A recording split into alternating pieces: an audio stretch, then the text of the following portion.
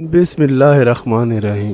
الصلاۃ والسلام علیکہ یا رسول اللہ وعلی آلک و اصحابک یا حبیب اللہ۔ الصلاۃ والسلام علیکہ یا نبی اللہ وعلی آلک و اصحابک یا نور اللہ۔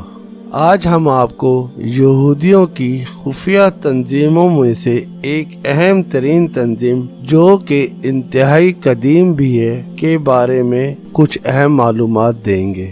فری میسنری بظاہر ایک تعمیراتی کمپنی کا نام معلوم ہوتا ہے، مگر یہ ایک انتہائی خفیہ اور دنیا کی خطرناک ترین تنظیموں میں سے ایک ہے، جس کا مقصد صرف اور صرف دنیا میں یہودیت کو قائم رکھنا ہے۔ اس کے آغاز کے بارے میں کوئی ایک رائے نہیں ہے۔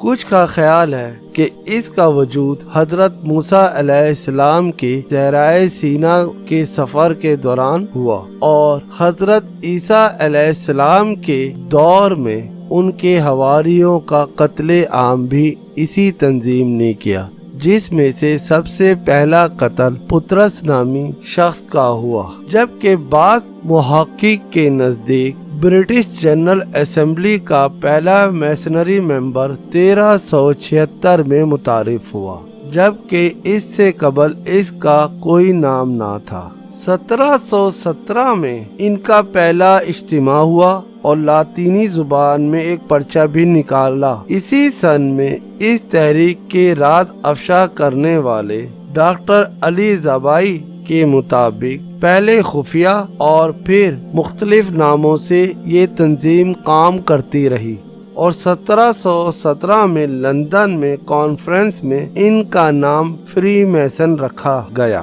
اس کی صدارت جیمز ایڈرسن نے کی، جو کہ اسکاٹ لینڈ کا باشندہ تھا۔ اس نے ایک کتاب بھی لکھی جو کہ 1723 میں لندن میں شائع ہوئی، جس کا نام قوانین تھا۔ اسی تحریک کے حدود و اربا میں مسلسل تحقیق کرنے والوں کے مطابق یہ نام فری میسنری کو فرائیڈی بوائلر نے دیا، جو کہ پہلے صلیبی حملے کے بعد قدس کا بادشاہ بنایا گیا۔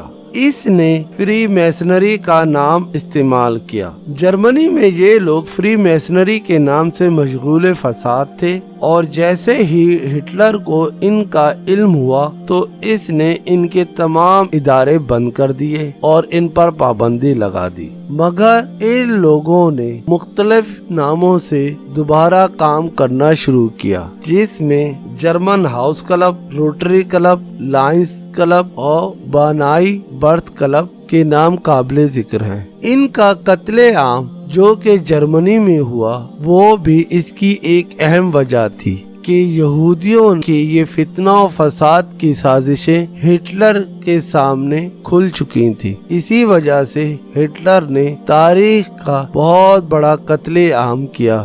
یہاں پر مناسب لگتا ہے کہ ہم آپ کو اس کے جو علیحدہ نام ہیں جیسے روٹری کلب وغیرہ، ان کے بارے میں کچھ تفصیلات بتائیں۔ روٹری کلب کی بنیاد 1905 میں رکھی گئی۔ ہیرس نامی شخص نے شکاگو میں اس کی بنیاد رکھی، جس کی شاخیں آہستہ آہستہ پوری دنیا میں پھیل گئی، بشمول پاکستان میں بھی اس کلب کی شاخیں ہیں، اور اس کا صدر دفتر امریکہ میں ہے۔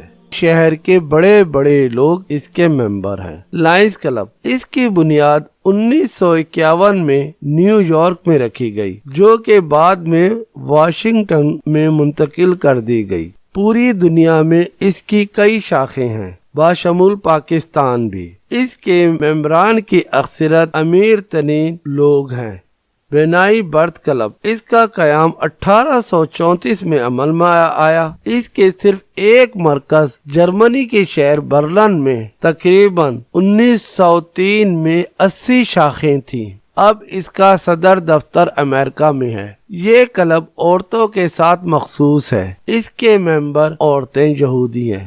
1748 میں جرمنی میں پیدا ہونے والا ایک شخص آدم وائس، جس نے تعلیم حاصل کر دین عیسائیت کا انتہائی محترم عالم بن گیا تھا، وہ فری میسن میں شامل ہو گیا اور اس نے عیسائیت کو چھوڑ کر یہودی ہو گیا اور 1770 میں یہودیوں کے ساتھ مل بیٹھ کر ان کے مشورے اور تعاون سے فری میسنری کی ایک ذیلی تنظیم جس کا نام اردو میں محفل شوق اکبر کے نام سے قائم کی اور پھر اسی پلیٹ فارم سے ایک عالمی حکومت قائم کرنے کی صدا بلند کی جو کہ پوری دنیا کے اہل و فکر و نظر پر مشتمل ہو۔ اس اعلان سے بڑے بڑے عالم، ماہر اقتصادیات، سائنسدان، سیاستدان، معاشیت دان اور ہزاروں امیر ترین لوگوں نے اس میں شامل ہونا شروع کر دیا۔ ان کے مقاصد یہ تھے کہ ہم دنیا کے حالات کو بدلیں گے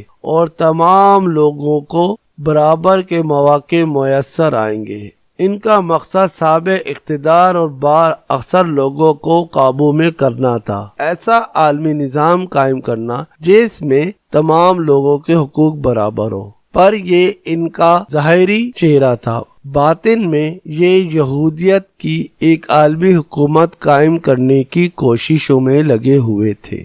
اپنی اس حمایت کے لیے یہ لوگوں کو مالی رشوتیں اور جنسی رشوتیں بھی پیش کرتے تھے اور آج بھی ان کا یہی طریقہ کار ہے۔ ان کے یونیورسٹیز کے پروفیسروں کا یہ کام تھا کہ وہ ایسے لوگوں کی تلاش کریں جو کہ ان کے نظریات قبول کرنے کی اہلیت رکھتے ہیں اور ان کی برین واشنگ کریں۔ اس کے ساتھ ساتھ ہی انہوں نے میڈیا پر کنٹرول بھی حاصل کرنا شروع کیا۔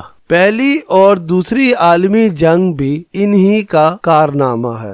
10 اگست 1971 کا لکھا ہوا خط جو کہ برٹش میوزیم میں موجود ہے وہ اس بات کا واضح ثبوت ہے کہ انہوں نے دونوں عالمی جنگ کن مقاصد کے لیے کروائی تھی۔ فری میسنری ایک خفیہ اور خطرناک تنظیم ہے۔ اس تنظیم کے 33 درجے ہوتے ہیں۔ ہر درجے کے ممبر اپنے اوپر والے کو نہیں جانتا کہ وہ کیسا ہے۔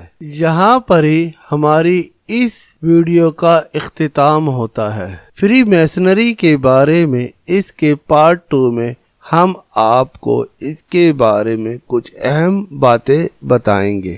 امید ہے وہ آپ کی معلومات میں اضافہ کریں گی۔ اللہ آپ سب کا حامی و ناصر ہو۔ اللہ نگہبان۔